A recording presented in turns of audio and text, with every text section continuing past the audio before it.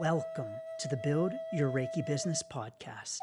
I'm Christian of Standing Stones Healing, founder of the Reiki Business Collective and creator of the Build Your Reiki Business program, sending blessings and best wishes to your Reiki business.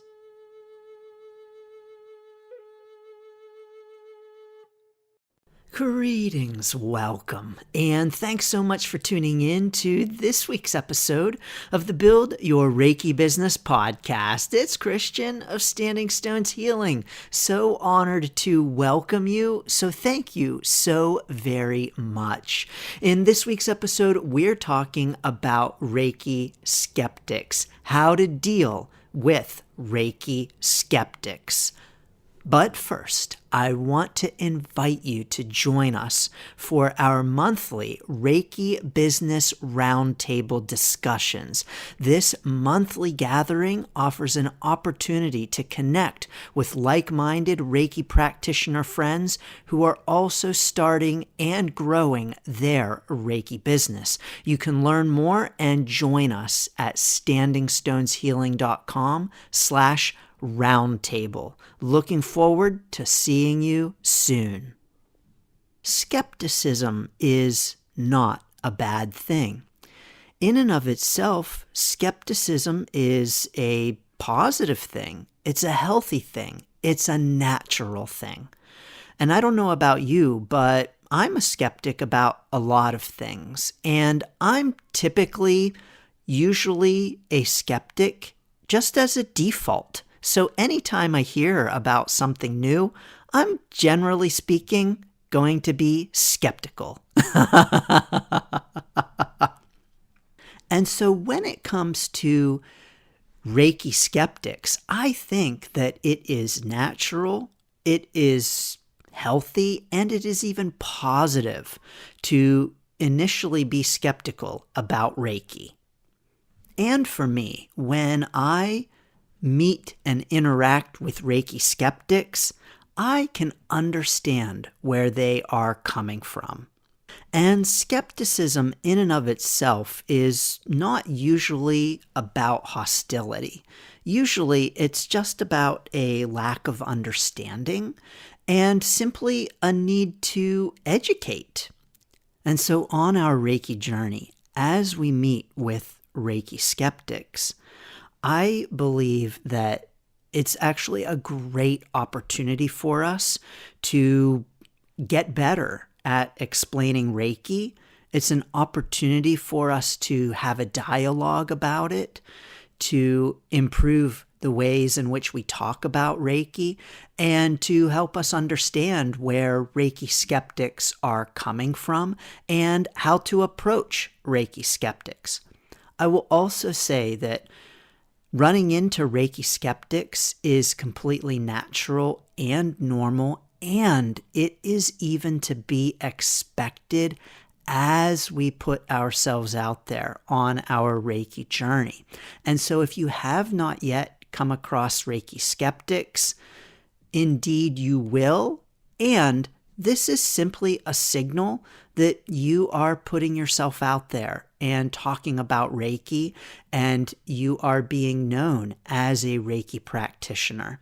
And those are all really positive things. Now, Reiki skeptics are approaching it from all different kinds of ways. We might have skeptics their skepticism is based in religion. So they are religious and they believe that Reiki goes against their religious views. You may come across skeptics who are looking at it from a scientific standpoint and are skeptical about Reiki because of the science or lack of science behind it.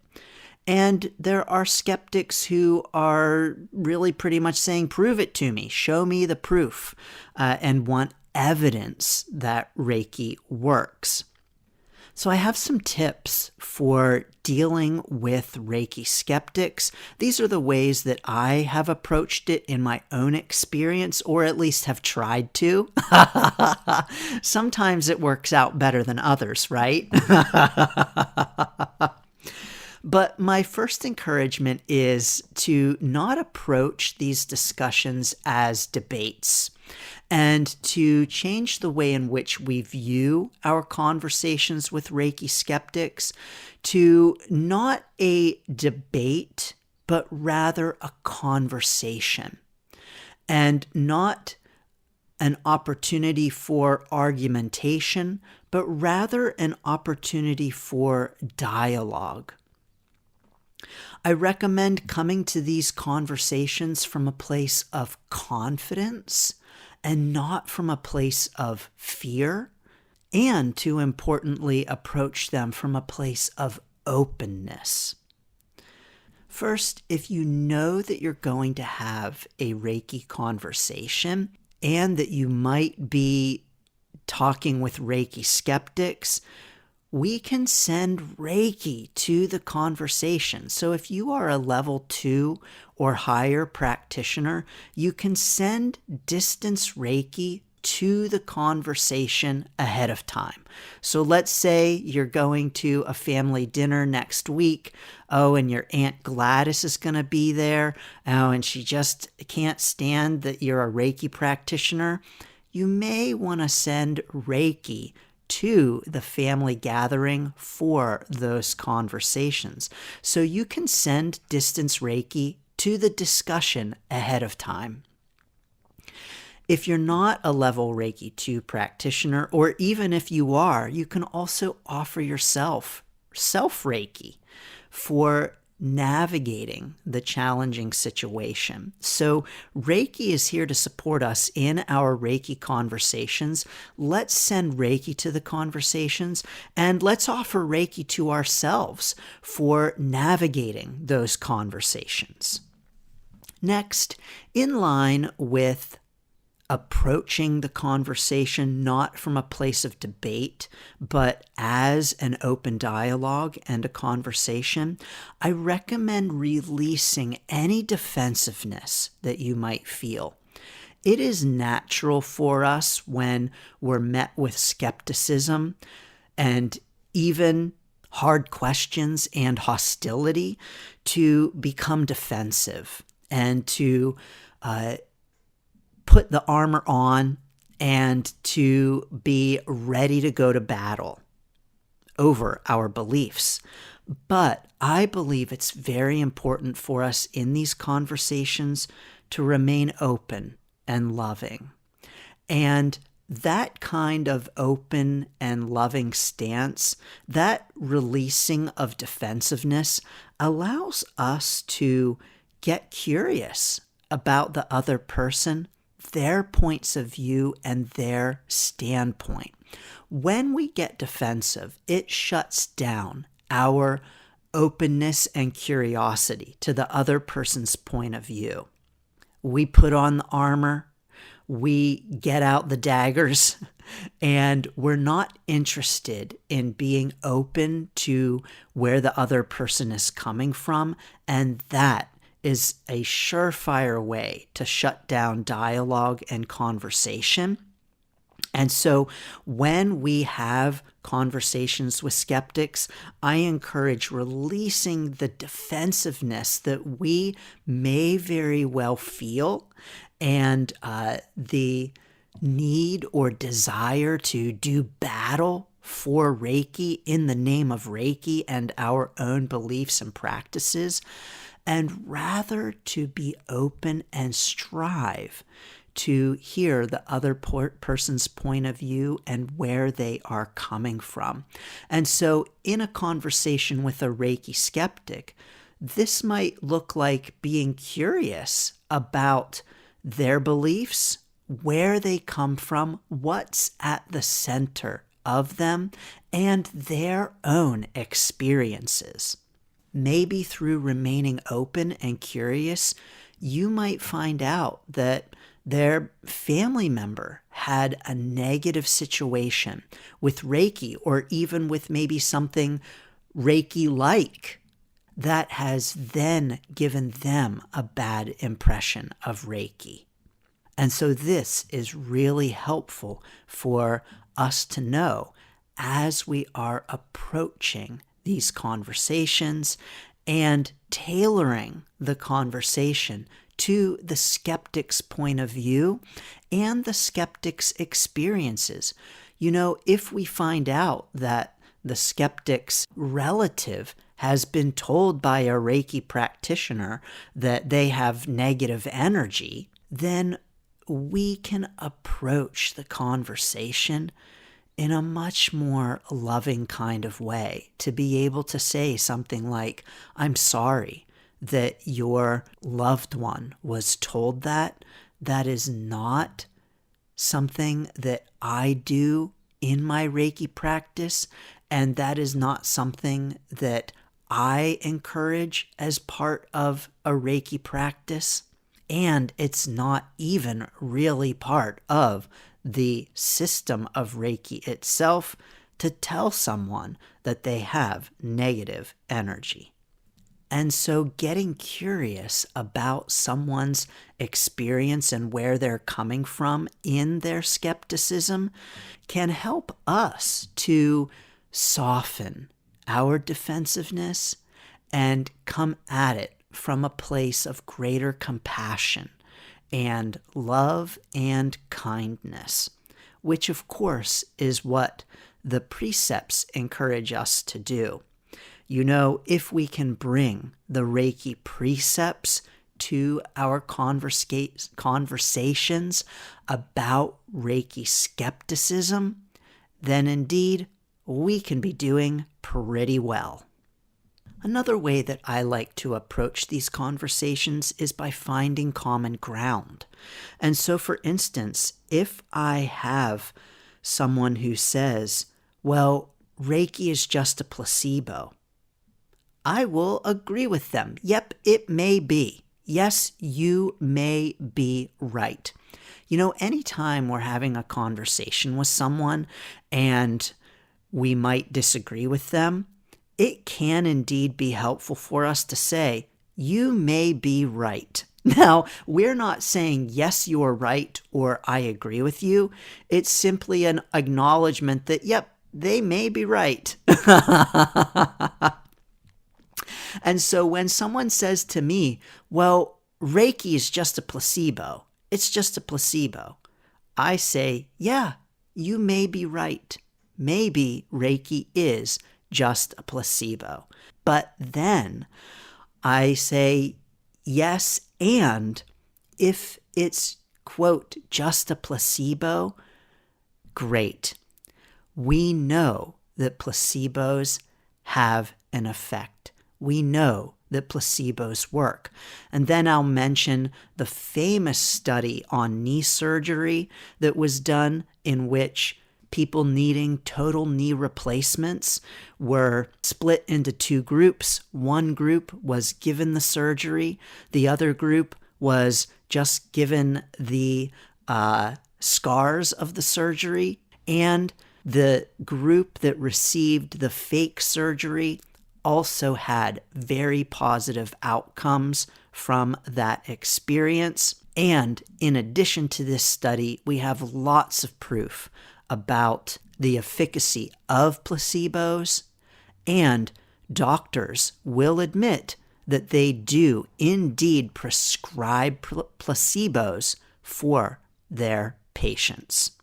Even when patients know they are receiving placebos, they often have a positive effect from them. So we have lots of studies showing that placebos are effective. And so if Reiki is, quote, just a placebo, okay, they work. And so I will find common ground with the placebo skeptics. I'll also find common ground with the religion skeptics, because oftentimes in our conversations, there is common ground to be found, and we can build from that. And so someone who has skepticism rooted in religion may say something like, well, only God heals. And then to that I can say, yeah, I'm not doing the healing. I am not the healer. And explain to them how in Reiki, I'm not actually doing the healing myself. as a Reiki practitioner. So finding that common ground, I believe, is so important. And by the way, in terms of research, there's a great resource, PubMed, PubMed. You can Google it, and PubMed will offer all kinds of articles about Reiki research. You just go to PubMed and type in Reiki, and you'll find lots of articles. You'll also see that the number of articles has completely skyrocketed recently. And so Reiki is becoming more and more popular, and PubMed is a great resource for us. Another piece of encouragement is to talk in simple terms and avoid using unfamiliar terms. So avoid using unfamiliar terms, like cord cutting or entity removal or auras or chakras that many people might not be aware of, and instead talk in very simple, understandable, familiar terms. This may even mean explaining what Reiki is like. So, Reiki is like a massage for your energy, or a massage for your soul, or something along those lines, relating it to something that is already familiar and that people already understand, and talking about Reiki in simple terms and avoiding unfamiliar terms, jargon, or other kinds of things that just frankly might scare people away. Like talking about cord cutting, that might just scare people away who are unfamiliar with Reiki and who are new to it. I also recommend sharing your personal stories. So sharing your own personal experience with Reiki, sharing how you came to Reiki, sharing the impact that Reiki has had on you, and even sharing some stories of your clients. Of course, respecting client confidentiality and not sharing personal information, but rather just sharing stories about the transformation that you have seen happen with Reiki. Ultimately, in our conversations with Reiki skeptics, we want to respect boundaries. It's so important for us to respect boundaries, their boundaries and our boundaries. This means that when the conversation is over, it's over. And knowing how to detect when it is over, and not chasing people for Reiki conversations. And so if your Aunt Gladys is getting up from the table and saying, I've had it with this, I'm going to go get more coffee, let Aunt Gladys get the coffee and don't chase after her saying, well, Reiki this and Reiki that. Reiki, Aunt Gladys, would be really good for your hemorrhoids. There's no reason to chase Aunt Gladys. Let her go get her coffee. Let her leave the conversation. And to respect our own boundaries, to know when we need to leave the conversation as well, to know when we need to get up from the table, to know when we need to exit the conversation. I recommend the point at which it starts to get heated and temperatures start to rise is the point at which it might just be a good idea to step away from the conversation and to step back. Because ultimately, talking to Reiki skeptics is not about, quote, converting them in a single conversation. Rather, it's about sharing and educating. And these are things that take time. And so talking to Reiki skeptics is not about convincing them. It's simply about sharing where we're coming from, our experiences, our knowledge, and educating them, and to honor and recognize that this is a process. Most Reiki skeptics are not going to be, quote, convinced after a single conversation. And that's okay. It's not our job to convince Reiki skeptics to embrace Reiki after a single conversation. It's rather to simply open the conversation and have an open dialogue, and to know that this one conversation is simply part of a larger process of educating and encouraging people to learn about Reiki. We're not going to convince everyone, nor should we try. It's simply our job to have the conversations, to invite people into the conversations, to welcome them, and to be open to having them. Finally, one thing that you may want to do in your conversations with Reiki skeptics is to simply welcome them to try Reiki. Of course, not everyone is going to have an immediate reaction to or positive experience with Reiki. And so if we say something like, well, you just need to try it. Oh, Reiki skeptic, you just need to try it and you'll be convinced. Maybe not. Maybe they'll try it and be like, yeah, I didn't feel anything, whatever. So I encourage refraining from that kind of language. I actually talk about this in my Reiki Business Ready book, about how we might not want to tell people that they just need to try Reiki and then they'll see, but rather welcoming them to try it, to get a feel for it in their own experience without expectation. So welcoming them to try from that place of openness, that place of curiosity, and dropping the defensiveness around the trying. So these are just a few ways that I approach talking with Reiki skeptics. I also have a podcast episode on talking about Reiki that might be helpful for you. I'll drop that link down below as well to check out that past episode. Like I said, I'm pretty skeptical about anything new when I first hear about it. And so for me, running into Reiki skeptics, no big deal. I get it.